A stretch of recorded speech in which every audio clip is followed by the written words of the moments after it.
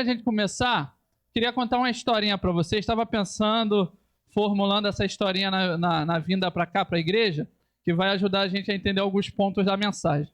Digamos, queridos irmãos, que... eu conto essa história, eu vou contar a historinha. Digamos que um jovem, uma família recebe a notícia que vai ter um filho. E esse filho é um filho muito esperado, de uma família muito devota, judia, né? E ao ponto de motivo de muito orgulho e alegria, essa notícia que eles terão um bebê. Na época eles não tinham a possibilidade de saber se era menino ou se era menina antes, então eles esperaram a gravidez acontecer e digamos que nasceu um menino. Como essa família dedicada ao Senhor por meio da sua religião da época do judaísmo, eles botam o nome desse menino, um nome que significa líder de povos, que é o nome do significado dele. Eu estou fazendo uma charada com os irmãos, não estou falando quem é o personagem bíblico ainda, calma lá. Mas o nome dele significa líder de gente, expressando talvez um anseio do coração da família, que um dia, quando essa criança crescer, ele vai ser um líder do povo, um líder religioso do seu povo e coisas semelhantes. E esse jovem cresceu escutando essa história do pai. E ele cresce, ele abraça essa ideia, não somente a história do pai, o anseio do coração do pai e da família, agora se torna um anseio do coração dele também. E ele se torna um líder judeu, líder dos fariseus, um líder que faz parte do Sinédrio, que é o líder religioso do povo judeu da época. Ele, estudioso, tudo nele, irmãos, representa a santidade. A forma que ele se veste, a cor da roupa, a forma que ele se comporta, a forma que ele fala, ele se torna como se fosse um juiz para o povo. Alguém que o povo vinha consultar para perguntar da Bíblia, da Torá, alguém que o povo vinha perguntar dúvidas da Bíblia, ele se torna um professor, um grande professor. Só que digamos, e é só uma conjectura, não é uma história que está na Bíblia, é uma conjectura para os irmãos. Digamos que ele, depois de adulto, já com uma certa idade, tem algo aflige o coração dele. O quê? Será que minha vida valeu a pena? Será que isso é tudo que eu poderia viver? Eu sou um religioso, eu sou um líder do meu povo, mas será que isso é tudo que dá para acontecer? Será que é isso, essa conexão, ou talvez essa falta de conexão com Deus? Será que isso é tudo que tem para a vida, para a minha vida? E digamos que ele começou começou a escutar uma história de um jovem pregador itinerante que começou a pregar não na capital. Esse pregador começou a pregar no interior do país. Parecia que não queria muita fama, mas coisas aconteciam quando esse pregador pregava. Chegou a notícia para esse líder do povo que quando esse pregador mais jovem pregava, os cegos enxergavam, os surdos ouviam. E esse pregador começou, cara, mas a minha vida inteira dedicada ao estudo, eu sei de cor as passagens e não vejo essas coisas acontecendo. Quem será esse camarada? Quem será esse homem que quando prega essas coisas acontecem? E um dia, esse líder do povo descobre que o pregador vai estar por ali, perto dele, pregando na região dele ali. E ele vai e consegue um encontro com esse pregador nazareno, esse pregador da região de Nazaré, conhecido como Nazareno, nasceu lá. E ele tem a oportunidade de conversar com esse pregador. A história que eu quero compartilhar com vocês hoje é a história de um líder chamado Nicodemos. O significado do nome dele já significa líder de gente. Desde que ele nasceu, possivelmente, os pais tinham essa expectativa. Quando ele crescesse, ele seria um líder religioso. Já está no nome, né, irmão? Ninguém bota o nome na esperança que o rapaz se torne outra coisa.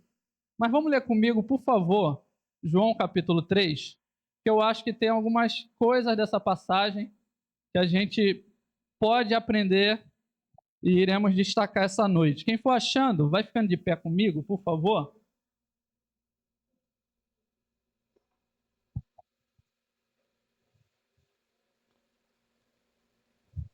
Amém.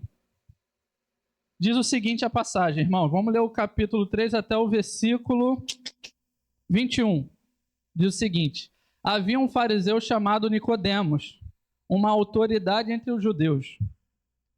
Ele veio a Jesus à noite e disse: Mestre, sabemos que ensina da parte de Deus, pois ninguém pode realizar os sinais milagrosos que estás fazendo se Deus não estiver com ele. Em resposta, Jesus declarou: digo a verdade, ninguém pode ver o reino de Deus se não nascer de novo. Perguntou Nicodemos: como alguém pode nascer de novo já sendo velho? É claro que não pode entrar pela segunda vez no ventre da sua mãe e renascer. Respondeu Jesus: digo-lhe a verdade, ninguém pode entrar no reino de Deus se não nascer da água e do Espírito. O que nasce da carne é carne, mas o que nasce do Espírito é Espírito. Não se surpreenda pelo fato de eu ter dito: é necessário nascer de novo. O vento sopra onde quer, você o escuta, mas não pode dizer de onde vem, nem para onde ele vai. Assim acontece com todos que são nascidos do Espírito. Perguntou Nicodemos: como pode ser isso? Disse-lhe Jesus: você é mestre em Israel e não entende essas coisas? Asseguro-lhe que nós falamos do que conhecemos e testemunhamos do que vimos, mas mesmo assim vocês não aceitam o nosso testemunho. Eu lhe falei das coisas terrenas e vocês não creram. Como crerão se lhes falar das coisas celestiais? Ninguém jamais subiu ao céu, a não ser aquele que veio do céu, o Filho do Homem. Da mesma forma como Moisés levantou a serpente no deserto, assim também é necessário que o Filho do Homem seja levantado, para que todo aquele que nele crê tenha vida eterna. Porque Deus tanto amou o mundo que deu o seu Filho unigênito, para que todo aquele que nele crê não pereça, mas tenha vida eterna. Pois Deus enviou o seu Filho ao mundo não para condenar o mundo, mas para que fosse por meio dele salvo. Quem nele crê não é condenado, mas quem não crê já está condenado, por não crer no Filho unigênito de Deus. Este é o julgamento. A luz veio ao mundo, mas os homens amaram as trevas e não a luz, porque as suas obras eram más. Quem pratica o mal odeia a luz e não se aproxima da luz, temendo que suas obras sejam manifestas. Mas quem pratica a verdade vem para a luz, para que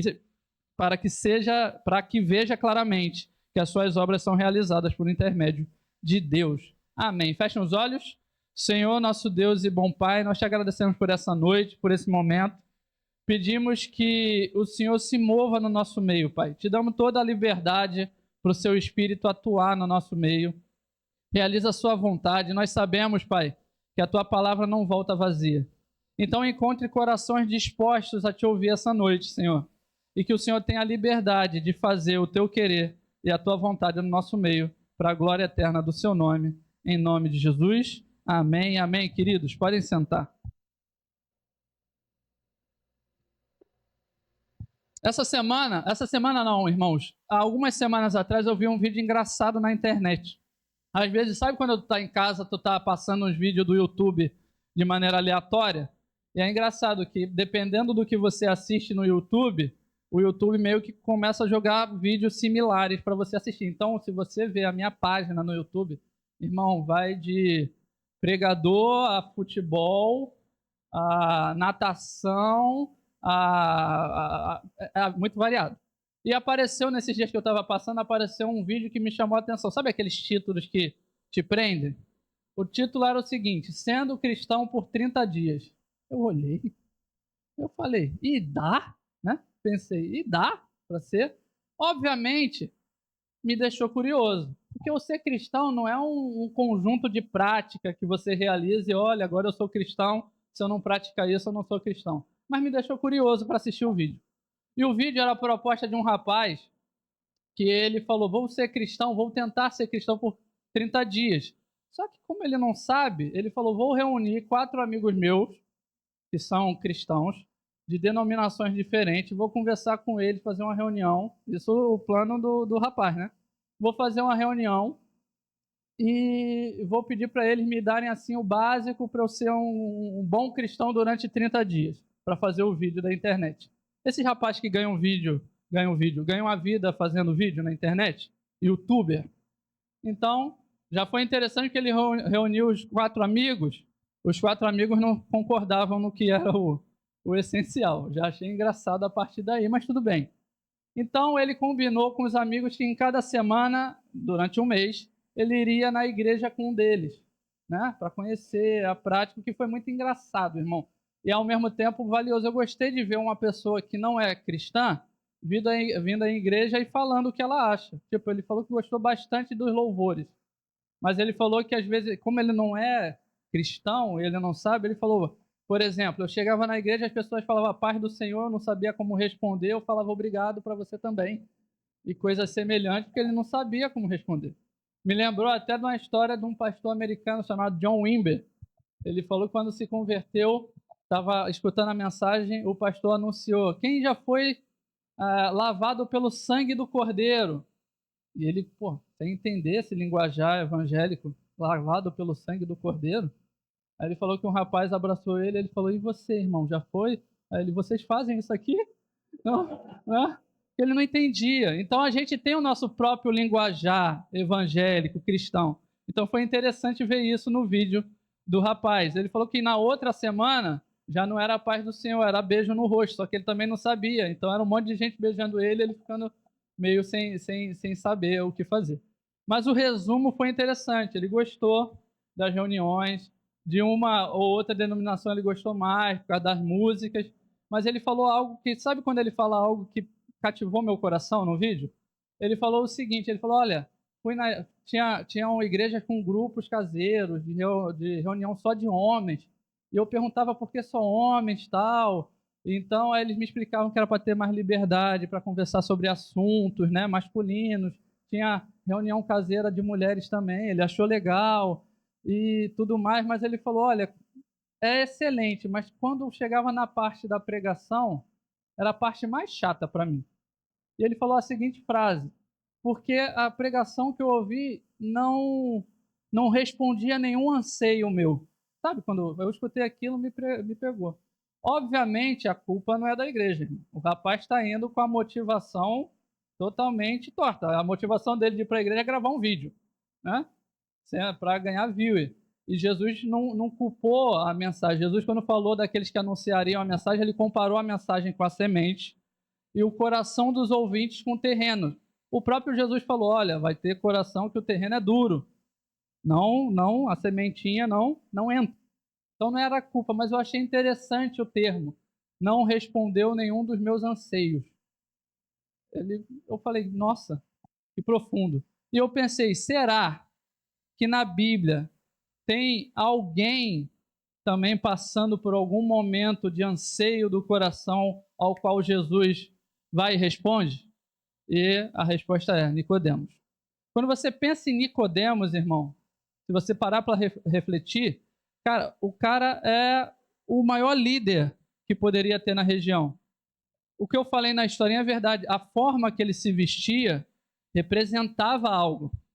A cor da roupa, o jeito. Imagina Nicodemos andando na rua, as crianças olhando e os pais falando, filho, eu quero que quando você crescer seja igual esse moço aí, ó. E ele andando com aquela vestimenta de fariseu, aquela roupa que representa santidade ao Senhor e tudo mais. E imagina Nicodemos, apesar de toda a devoção judaica dele, com o coração angustiado. Ele pensando, será que é isso? A conexão que eu tenho com Deus é essa? Eu não vejo as coisas acontecerem. Na psicologia, a psicologia fala que o coração humano tem alguns anseios. Por exemplo, ser amado é um anseio do coração humano. Ter um propósito de vida, fazer parte de um coletivo onde ele se sinta aceito, motivado. Isso tudo, a psicologia fala que o coração humano está sempre procurando essas coisas. Porque a gente não encontra muitas pessoas vivendo isolada, sempre num coletivo, time de futebol, aquele grupo de pessoas que torcem para o mesmo time, a galera do esporte, do basquete, do futebol, da natação, você acaba andando com pessoas que gostam da mesma coisa que você, porque é um anseio do seu coração, pertencer a alguma coisa. Só que imagina o anseio do coração de Nicodemos agora. Que ele é um homem religioso, o responsável por julgar as coisas ali da região. As pessoas vinham até ele, Nicodemos, o que a palavra do Senhor fala nessa situação? Como é que a gente tem que agir? Olha, o meu irmão fez isso, aquilo. Nicodemos respondia de acordo com a Torá. Possivelmente, os teólogos hoje em dia chegam a essa conclusão que os fariseus eles tinham o Pentateuco, os 5 primeiros livros da Bíblia, decorados. Imagina, irmão, a dificuldade, né? Decorado. Para decorar o número da minha esposa já é um pouco. Mas ele imagina os 5 primeiros livros da Bíblia. Então, o cara é o cara, irmão. Pessoas, é alguém de prestígio. Ao ponto que quando ele pede para encontrar Jesus, ele vai encontrar Jesus à noite. E isso diz muita coisa. Talvez ele não queira ser visto com Jesus pela parte da manhã. Talvez o dia de Jesus tenha sido muito agitado e era o único momento que ele tinha a oportunidade. Mas aqui surge uma pergunta. Se você tivesse a oportunidade de jantar com Jesus, quais perguntas vocês levariam para ele? Possivelmente eu levaria as dificuldades do meu coração. Não ia falar de futebol, do Flamengo, do Pedro que machucou o joelho. Foi o joelho? Foi o joelho, aleluia, obrigado. Não, eu ia falar de coisas que estariam angustiando o meu coração. E me parece que Nicodemos faz a mesma coisa. Então a minha pergunta para você essa noite é: o seu coração, qual tem sido o anseio dele? Você tem preenchido ele com o quê? Você se sente amado, querido, quisto, parte de alguma coisa quando você encontra Jesus? Ou Jesus é parte da sua vida, a igreja é parte da sua vida? Eu sou crente, casado com a Bebel e cristão. Ou flamenguista, casado com a Bebel e cristão. É parte da minha vida. Ou Jesus é o centro da sua vida. Ele é a razão da sua existência. É uma pergunta que a gente tem que se fazer. Quando Nicodemos conversa com Jesus, ele está angustiado pelas primeiras frases de Nicodemos. Mestre, eu sei que tu veio de Deus. Olha os negócios que tu está fazendo, realizando. Não tem como não vir de Deus. O Senhor está orando, a gente está vendo coisa que nunca viu. Olho cego enxergando, surdo ouvindo. Não tem como o Senhor não vir de Deus. Só que Jesus, com aquela capacidade que só ele tem, e aleluia, ele parece que vai no centro do problema de Nicodemos. E imagina o quão chocante é isso, irmão. Falar para o líder que ele precisa nascer de novo. Difícil, hein? O cara já dedicou a vida para estudar a Torá. Tu já está na igreja. Encontrar com Jesus e ele falar para você, então, quando você se tornar um discípulo meu, como assim se tornar um discípulo meu? Peraí, meu. Senhor, nasci na rua Bom Pastor, olha o nome da minha rua já, né? No hospital evangélico. Tudo em mim já é crente. Não tem como escapar. Meu nome é Mateus, sei lá. Estou, né, batizado. Como assim? Como assim? E imagina o tamanho da angústia de Nicodemos nesse momento. Ele falando, nascer de novo? Pô, esse camarada do Nazireu aí é meio pancada da cabeça, hein? Nascer de novo. Vou voltar para a barriga da minha mãe? Nascer de novo. Fala sério. E Jesus fala, quem nasce da carne é carne. Quem nasce do Espírito é Espírito.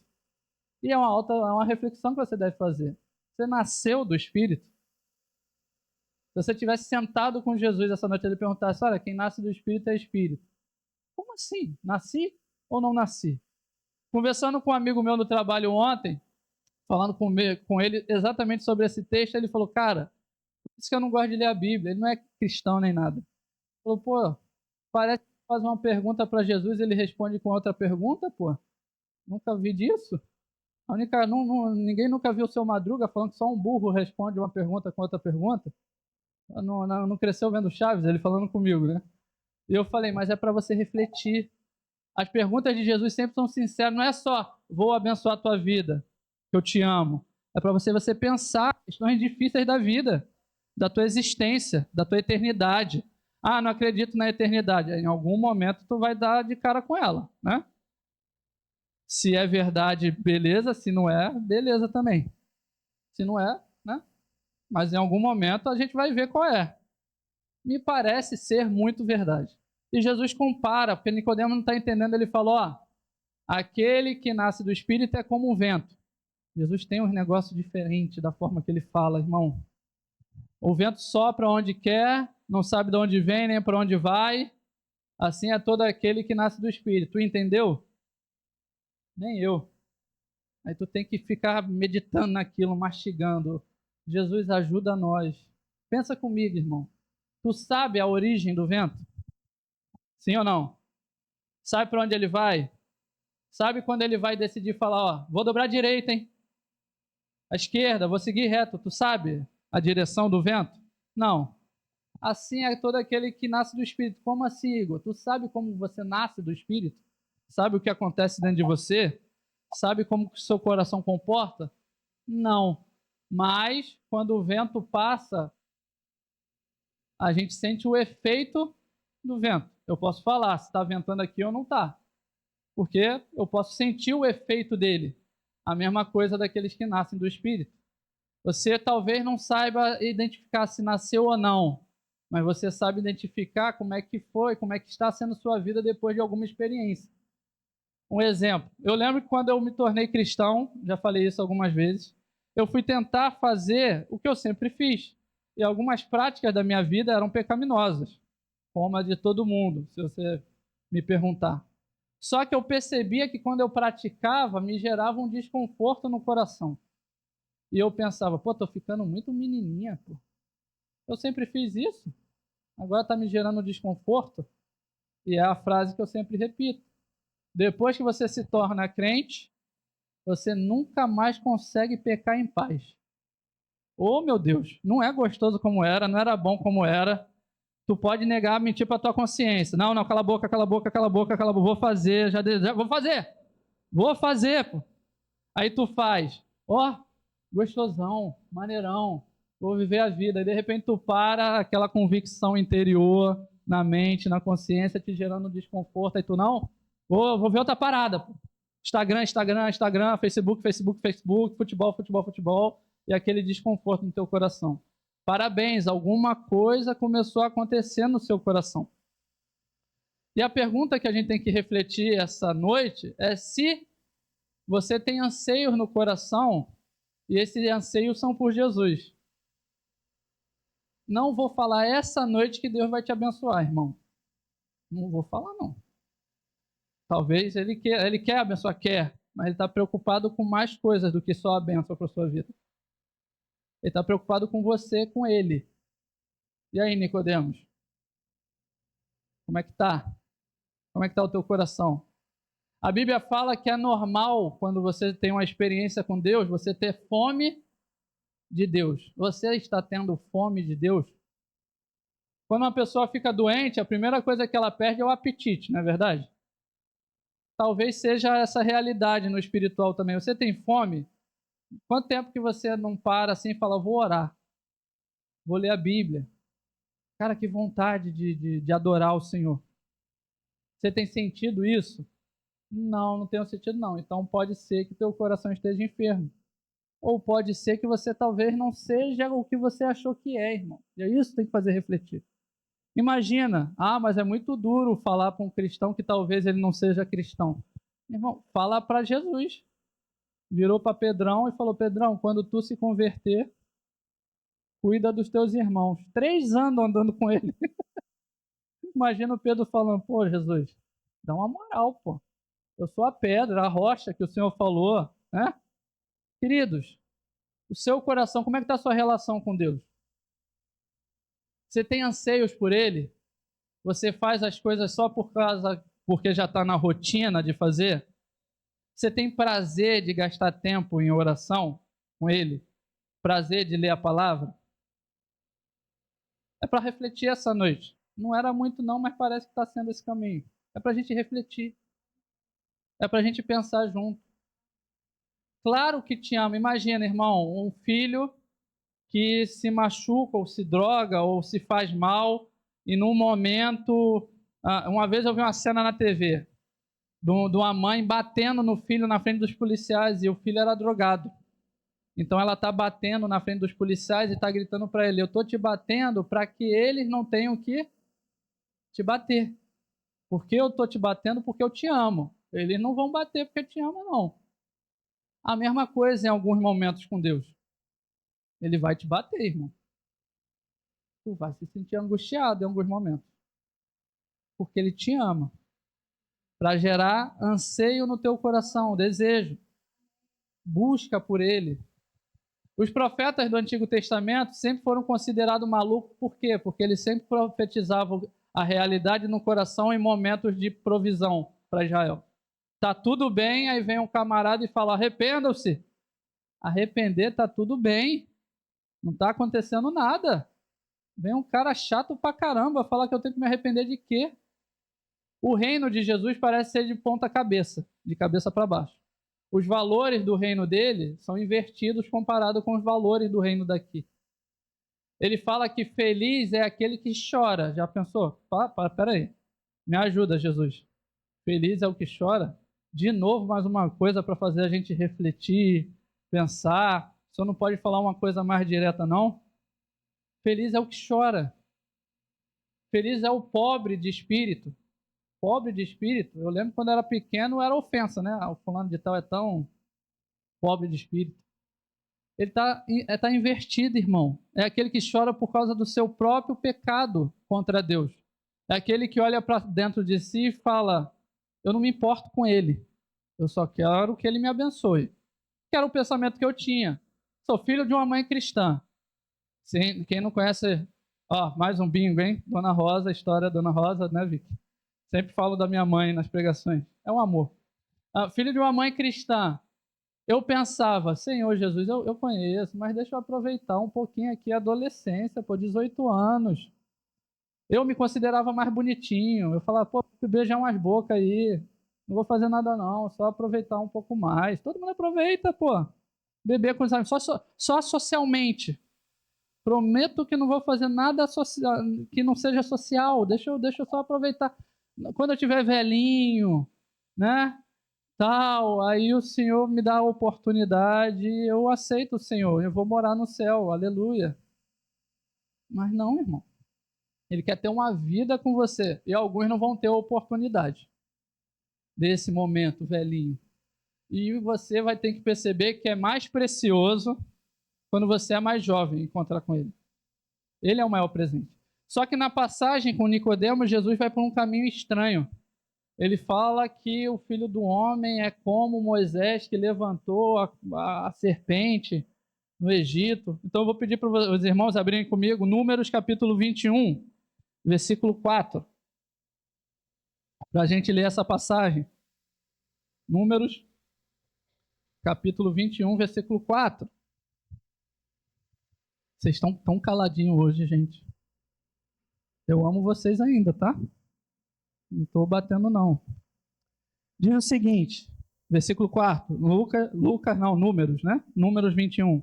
Partiram ele do Monte Or pelo caminho do Mar Vermelho para contornarem a terra de Edom. É o povo no Egito, o povo que saiu do Egito, agora no deserto. Mas o povo ficou impaciente no caminho e falou contra Deus e contra Moisés, dizendo: por que vocês nos tiraram do Egito para que morramos no deserto? Não há pão, não há água, e nós detestamos essa comida miserável. Quantas vezes eu e você a gente reclama de Deus por alguma circunstância da nossa vida? Né? Fala para mim. Ah, Deus, pô, tu não ajuda nada, pô. Tô fazendo o bagulho certinho, todo domingo eu tô lá, pô. De manhã, de tarde, de noite na igreja, tu não ajuda nada. Tenho que lutar e luta, pô. Vou na igreja, tô na Santa Ceia, Senhor. Tô tomando, hein? Tô certinho com o Senhor. Pô, nem para dar um bife, pô. Cadê a alcatra? E reclama do líder também, né? Não é só do Senhor. Pô, mas o pastor também dá mole, hein? Chatão. Pô. Versículo 6. Então o Senhor enviou serpentes venenosas que morderam o povo, e muitos morreram. O povo foi a Moisés e disse: pecamos quando falamos contra o Senhor e contra você. Ore pedindo ao Senhor que tire as serpentes do nosso meio. E Moisés orou pelo povo. O Senhor disse a Moisés: faça uma serpente e coloque-a no alto de um poste. Quem for mordido e olhar para ela viverá. Moisés fez então uma serpente de bronze e colocou num poste. Quando alguém era mordido por uma serpente e olhava para a serpente de bronze, permanecia vivo. Não é uma das histórias mais loucas que você já escutou, irmão? Pô, tem uma serpente de bronze, um monte de gente sendo picado por cobra. Pô, pensa comigo, vamos.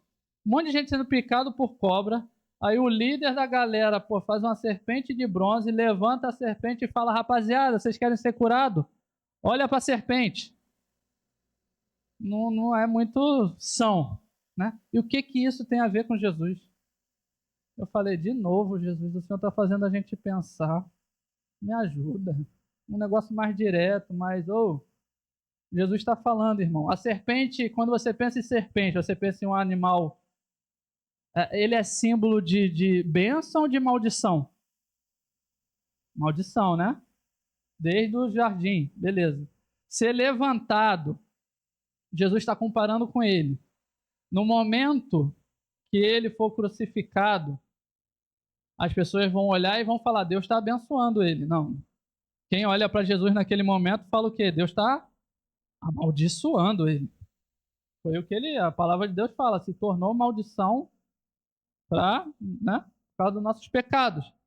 Só que da mesma forma da serpente em Números, nos evangelhos, aquele que olha para a serpente, aquele que olha para Jesus, é curado do seu veneno. E isso é importante. Você está envenenado, irmão. Não sei se já te falaram. O veneno está no teu coração, chamado pecado. E ele te corrompe totalmente. Só que, na maioria das vezes, ele é doce na boca. Quando você prova ele, ele é docinho. Ele só te mata, mas é um veneno doce na boca. Quando você prova, ele é o quê? É o quê, irmãos? Aleluia, doce. Mas ele te mata. Então, o que a gente faz agora com o coração corrupto? Tu já tentou, como o vídeo do rapaz, ser crente, irmão? Tenta ser crente para tu ver. Não vou falar mal de fulano de tal, não. Ai, meu Deus do céu, pisou no meu pé, maluco. Não, vou na igreja, vou adorar, mas estou cheio de problema, dificuldade. Ah, mas um familiar meu morreu. Que bênção maravilhosa, né? Prefiro ser jogador de futebol. E nem, Irmãos, há momentos na vida que são difíceis. Deixa eu te falar. Todos nós passamos por angústias na vida. E vão ter momentos que vão ser difíceis. A Bíblia não nega esses momentos. Só que o problema não está nesses momentos. Jesus está preocupado com o meu e o seu coração. E a sua relação com ele. Você pode estar sendo escravo de algum pecado que você queira praticar. Qual é o pecado? Não sei. É uma reflexão pessoal. Mas tem alguma coisa que pode estar acorrentando o seu coração, endurecendo ele e te afastando de um redentor, de um salvador, de alguém que quer te amar de verdade.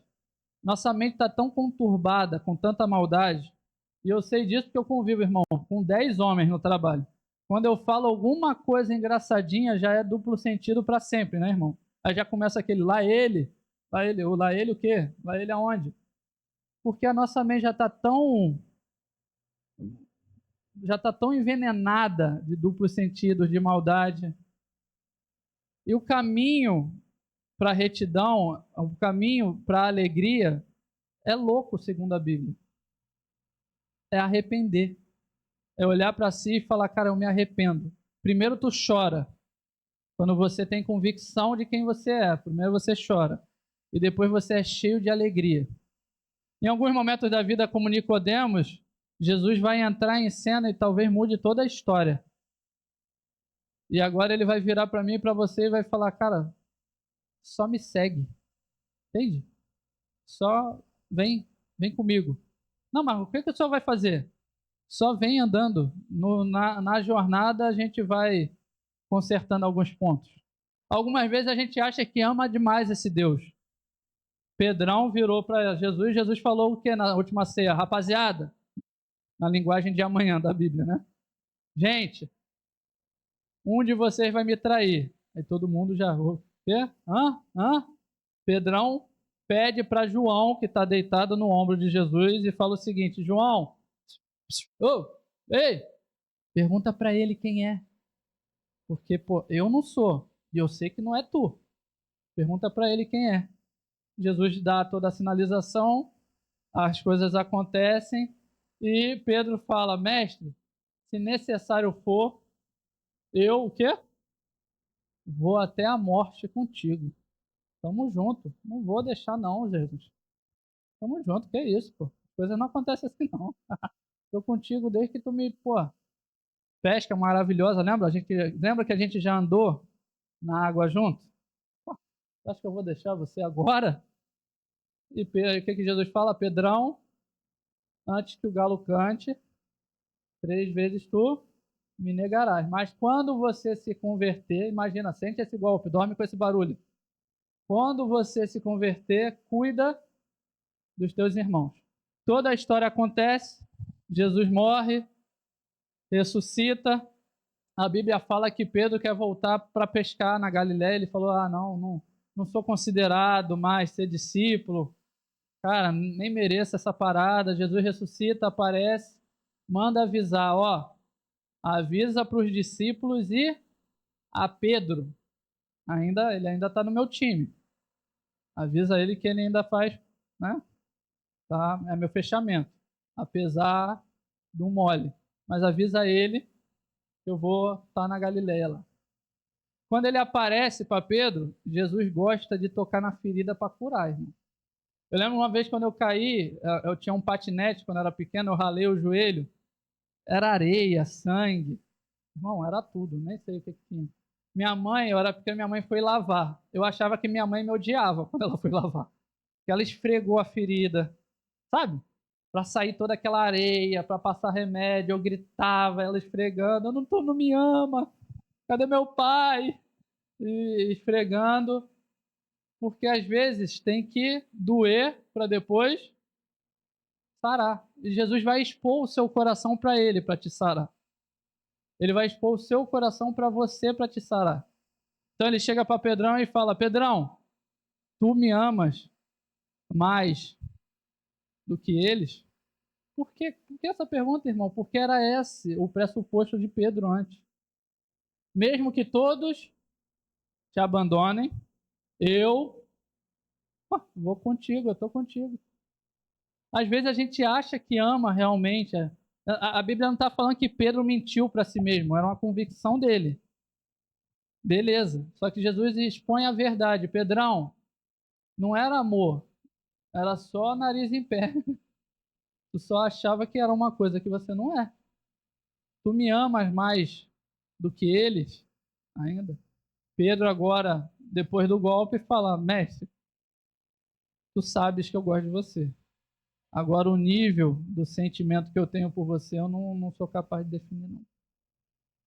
Pedrão, de novo, tu me amas mais do que eles. Não é um Brastemp, assim, né? Mas, pô, dá pro gás. Pedrão, um dia tu talvez me ame como você está falando aí, ó. Vão te virar de cabeça para baixo e te matar. Que benção, hein? Aleluia. Queridos, mais importante para ele é como você está com ele. Ele vai te abençoar. Ninguém está falando que Deus não vai derramar bênçãos sem limite sobre a sua vida. Mas ele não quer te perder, entende? Sabe, o pai que é rico e prefere treinar o filho para receber a herança? Sabe? Não vou dar a herança antes, porque se eu der antes, posso estragar um menino. Então eu tenho que treinar ele. Eu falo isso no trabalho direto. Eu falo que eu estou trabalhando lá só de brincadeira. Eu falo pro rapaziada, para falar a verdade, eu sou rico, só que meu pai falou que eu tenho que trabalhar antes para ele me treinar, para eu, pô, acho que o cara fica rindo de mim, né? Olha cada coisa que a gente fala no trabalho, tem misericórdia. Então, tá treinando antes. Porque a preocupação dele é com o seu coração e com o meu. A preocupação dele é a sua relação com ele. Será que isso é um anseio do seu coração? Será que... O que você quer fazer? O que tu quer para a tua vida? que você quer com ele? A sua vida devota a Jesus já alcançou o que você gostaria? Você tem uma relação com ele? Ou você se identifica como um evangélico ao qual você vem à igreja? É parte da sua religião, mas não é a essência do seu coração. A crítica de Jesus sempre foi com os religiosos.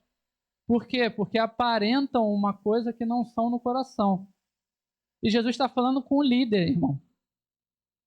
Então, é importante a gente refletir sobre o próprio estado do nosso coração. É importante a gente olhar para dentro de si algumas vezes e pensar, cara, como é que eu tô? Eu amo esse Jesus? Eu abandonaria relacionamentos por causa dele? Eu abandonaria práticas que eu sei que são erradas por causa dele? O que eu sou? Qual que é? O que você quer? Isso só você pode te responder com ele. Só você pode falar qual é a relação que você quer com ele. Mas continua sendo por fé. Se você der o primeiro passo, ele vem junto. Ele te carrega junto. Ele está junto. Ele envia consoladores e amigos. É nos tempos de prosperidade, irmão, que a gente tem que pensar sobre a realidade do nosso coração. É nos tempos que a gente está bem, que não está sofrendo, que a gente tem que pensar na realidade do nosso coração. Tem um irmão chamado Yun. Ele é coreano ou é chinês, amor? Ele é chinês. Ele escreveu um livro chamado O Homem do Céu. Não sei quantos já tiveram a oportunidade. Ele foi preso, torturado, por causa de pregar o evangelho na China, que não podia, essas coisas todas. Mas uma vez ele veio fazer uma conferência no Brasil, em Curitiba. E os pastores que trouxeram o irmão Yun, primeiro pela felicidade de trazê-lo, por ser um testemunho vivo, ele ainda é vivo, então ter a oportunidade de contar as histórias dele, conversar com ele, era algo impressionante. E todo mundo ficava muito impressionado porque ele é muito sorridente. Nem parece que ele já passou o que passou de tortura, de dias recluso. Terrível quando você lê a história. E ele é muito sorridente. Então é engraçado isso, né? Apesar do sofrimento, ele tem essa alegria. E conversando com os pastores, ele ficou animado porque o ginásio estava cheio de jovens no primeiro dia para ouvi-lo. E ele pregou e benção, só que os pastores falaram que a partir do segundo dia, ele preferia ficar mais recluso em alguns momentos, quando acabava a ministração. E foram conversar com ele. E falou, irmão, a gente percebeu que a partir do segundo dia, terceiro, o senhor, está acontecendo alguma coisa? Aí ele falou, não, eu entrei num espírito de intercessão pelo Brasil. Aí ele falou, aí o pessoal, nossa, mas estão tentando entender, por que, irmão Yun? Ele falou, a nação de vocês corre mais perigo do que a minha, que é a chinesa. Aí inculcou todo mundo, né, irmão? Pera aí. O pessoal é perseguido lá, irmão Yun. Parece discípulo de Jesus, né? Pô, ajuda nós aí a entender o que tu tá falando. E ele falou, a prosperidade de vocês afastam vocês de Deus, o sofrimento nosso aproxima dele. Se você sofrer, se um dia, ele falou, se acontecer amanhã a notícia que está em guerra aqui, muita gente vai vir procurar o Deus, vai buscar a Deus. Mas a prosperidade de vocês distrai vocês. Vocês estão cheios de entretenimento, vocês estão cheios de Netflix, de filme, vocês estão cheios de comida. Ele pegou pesado porque o pastor que estava falando com ele na época era bem gordinho. Falou, vocês estão cheios de comida, vocês não jejuam mais, vocês não oram mais, vocês não choram mais pelo próprio pecado. Vocês pecam, entubam isso e falam, não, tá tudo bem porque ninguém viu. Vocês não choram mais por causa disso. Aí o pastor falou que doeu, né, irmão? Então é um momento para a gente refletir. Qual a condição do seu coração para com Deus? E se hoje fosse o último dia? Você atravessou a rua atropelado, foi. O que acontece? Encontrou Jesus, está feliz ou está triste? Qual é a realidade? Ah, não acredito, hoje a gente vive num mundo de polarizações, eu não acredito nessa realidade. Não. Irmão, estuda, senta, estuda o cristianismo. Não faz sentido. Começou com 12 camaradas sem estudo, a maioria fedendo a peixe. Mudou o mundo. Mudou a história. O teu país tem uma cidade chamada São Paulo, é o nome de um apóstolo. Olha o que esses camaradas fizeram, sem instrução, sem nada, puramente por amor a um Deus que não prometia bênçãos sem limite para ele. Eles sofriam. Ó, aleluia. Cara, Salvador. A gente tem uma cidade chamada Salvador. Tem um estado chamado Espírito Santo. Cara, o cristianismo invadiu onde a gente está. Como? Pensa, não tinha dinheiro. Não, o mestre dessa religião nunca escreveu nada. Jesus nunca escreveu nada. Não construiu nada. O homem nasceu numa manjedoura e foi sepultado num túmulo que não era nem dele. Era de um amigo. Mudou a história. Mudou civilizações. O Império Romano, como a gente falou de manhã, perseguiu o camarada, matava todo mundo. Cadê o Império Romano, irmão? Acabou. E a fé desses camaradas está viva aí, muda a vida. Tu leva uma Bíblia, entrega uma Bíblia na cadeia e entrega um livro de Shakespeare na cadeia. Os caras não vão entender nada. Entrega a Bíblia, muda a vida dos caras. Ah, eles estão procurando alguma coisa, escreve um livro. Irmão, não faz sentido lógico o cristianismo. É uma força. Pô, tá 2000 anos depois de Cristo, eu e você estamos tentando acabar com o bagulho e aí o bagulho continua. Como assim tentando acabar? Irmão, tem cristão, quando você vê, liga a TV, vê as páginas. É vendendo garrafa de Israel, é vendendo água, terra. Às vezes eu falo, Jesus, a gente está tentando ajudar ou atrapalhar? Me ajuda a entender. Era para a gente ir num caminho e está indo no outro. E ainda o negócio continua. Nunca houve tantos judeus se convertendo, irmão. Os caras pensavam antes, falavam assim, cristão matou a gente. Faz pouco tempo atrás, a Segunda Guerra Mundial, né? Os caras morreram, os caras não queriam ver crente, não queriam ver evangelho, não queriam ver nada.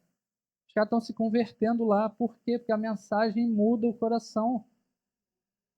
Leia o livro Filho do Hamas, sabe? O filho de um dos fundadores do Hamas, o cara se converteu porque está na cadeia e recebeu o Novo Testamento e ele leu um bendito versículo. Ele falou que não saía da mente dele o versículo.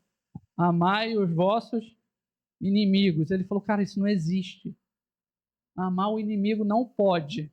É feio. O cara quer me matar. Não tem como eu amar ele. Ele não conseguiu desfazer. Ele falou, não existe isso, cara. Não existe amar o inimigo. A mensagem de Jesus transforma a mente, o coração, a pessoa, a história, a vida, a nação, a existência. Não tem lógica, irmão. Gandhi, né? Leu o Sermão do Monte, ele falou: se os cristãos vivessem isso, já tinham mudado o mundo. Ele falou: talvez eu não seja crente, porque eu nunca encontrei um cristão como o do Sermão do Monte. Para ler o Sermão do Monte. Gasta tempo. Né? Eu falei para a Bebel, eu falava para minha mãe quando era mais novo: cara, se eu vou ser crente, deixa eu ser de cabeça, deixa eu mergulhar no negócio. Deixa eu. Eu falava, deixa eu sofrer de verdade quando eu ler o livro e encontrar realidades no meu coração que não estão ali. Deixa eu tentar mudar a realidade, não conseguia. Eu falava, tem misericórdia, não conseguia. Muda histórias. Conversa, tenta entrevistar. Pergunta para o pastor Pedro, como é que o senhor se tornou crente? Pastor Tadeu, qual era a tua história? Pastor Alexandre, entrevista os irmãos, os mais velhos. Pergunta para eles o que Jesus fez. Você vai ver que são realidades, está presente, irmão. Continua mudando vida. Continua mudando a história. Continua mudando corações. Obviamente, nem todo mundo aceita. A mensagem está aberta. Se você quiser, venha a mim e siga-me. Você vai viver sua vida. Ele fez uma proposta para o jovem rico. Vende tudo que tens, vem e me segue. O jovem rico escolheu não segui-lo. Está ótimo. Ele vai botar a proposta diante de nós e a gente vai decidir o que fazer com essa proposta, de ser discípulo dele ou não ser. Mas se você decidiu ser, vai de cabeça, mergulha firme, entrega tudo que tem, vai com todo o coração. Não, mas eu já vi muita coisa errada na igreja. Ok, todos nós veremos, está todo mundo doente, todo mundo com o coração cheio de pecado. Está todo mundo cheio de ofensa, está todo mundo machucado, Às vezes a gente vai machucar uns aos outros, a gente vai corrigir, pedir perdão, liberar perdão, mas muda histórias, irmão. A maior alegria que tem é provar desse Jesus. Amém?